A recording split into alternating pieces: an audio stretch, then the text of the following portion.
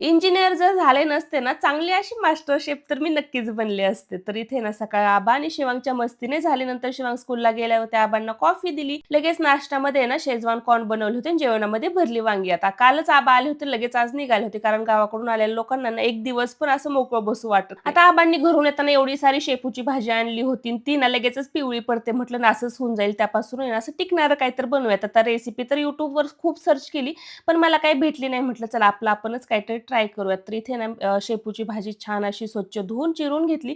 त्यामध्ये हळद, लाल मिर्च पावडर, धने पावडर, त्यासोबतच आहे ना थोडासा ओवा, जिरी टाकली. 2-3 चमचे बारीक रवा टाकला. त्यामध्ये गव्हाचं पीठ टाकलं, थोडंसं चवीपुरतं मीठ आणि तूप टाकून कणिक मळून घेतलं. पीठ भिजतंय तोपर्यंत म्हटलं चला आपल्याला एक पार्सल रिसीव्ह झाले ते ओपन करून बघूयात. तर त्यामध्ये ना हे बाय वन गेट वन फ्रीच्या 2 बॅग मागवल्या होत्या, ज्या की खूपच छान अशा क्वालिटीच्या आहेत.